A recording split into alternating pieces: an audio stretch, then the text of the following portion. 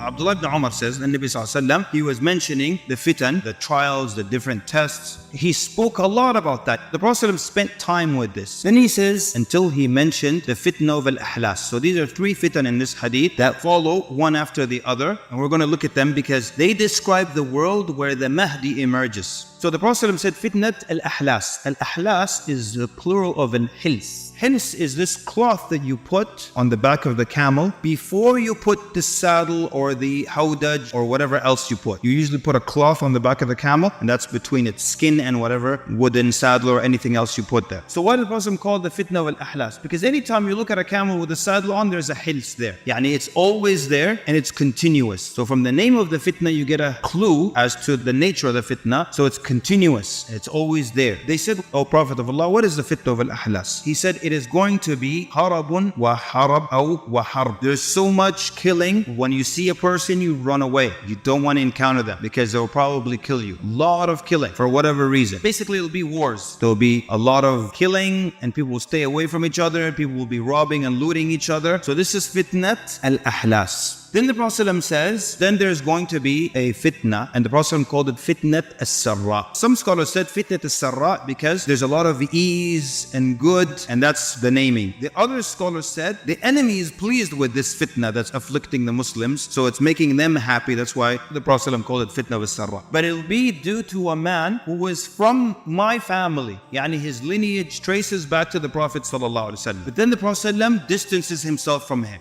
He says, but he is not from me. He is from me, but he is not from me. Meaning, he is from me, but because of his behavior and his lack of righteousness, I am distancing myself from him. So he's not from me. And he says that my close friends are al-muttaqun, the people who have taqwa. Then people will unite under a man, kawarikin ala dila. This is an expression to show lack of stability. Yani he's going to be unstable. Then the fitna of ad-duhayma. Sometimes in English books, you'll find this translated as the little black fitna. But in Arabic, sometimes you use the diminutive form to show that it's big. So duhayma here doesn't mean the little black fitna, it means the big black fitna. It does not leave anyone from this ummah except that it afflicted him. And then it says every time you think it's over, it comes back again. A man will wake up a Muslim and by evening he'll be a kafir, until the people of the ummah Muhammad will split into two camps. A camp of iman in which there is no hypocrisy, and the camp of hypocrisy in which there is no iman. Which camp is the Mahdiyan? The iman camp, right? Then he says, when that happens, expect the Dajjal that day or the next.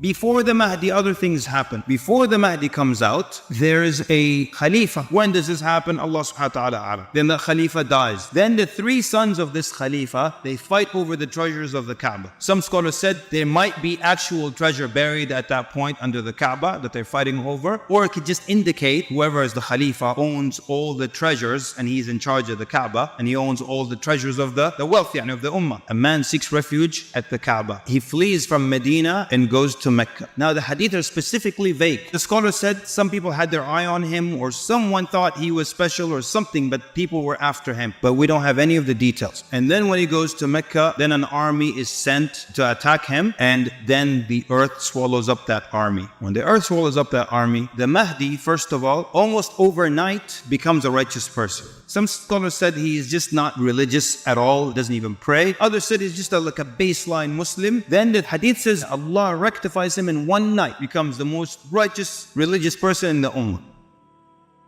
Let me just end up with this hadith. I'm just going to read it. It's a hadith from Sunan Abu Dawood. It says, when Bayt al-Maqdis is taken, Medina will become abandoned. And there are many hadith about the abandonment of Medina and how the Masjid al-Nabawi will become completely empty and deserted, and two wolves will come and urinate on the mimbar of the Prophet ﷺ. It's very heartbreaking, these hadith. When Medina becomes abandoned, there will be a great battle. This is the battle between the Muslims and the Europeans. Initially, it was the Muslims along with the Europeans as allies fighting a common enemy, the hadith says. Then once that's over, the Europeans betray and turn on the Muslims, and then this is what they call Armageddon. These battles take place. And then Constantinople will be conquered, which is Istanbul. They see how mind-blowing this is? Istanbul is going to be conquered by the Muslims. Istanbul is going to be conquered by the Muslims in the future. So that means we lose Istanbul. The point is, Constantinople will be conquered. And when Constantinople is conquered, the Dajjal will appear.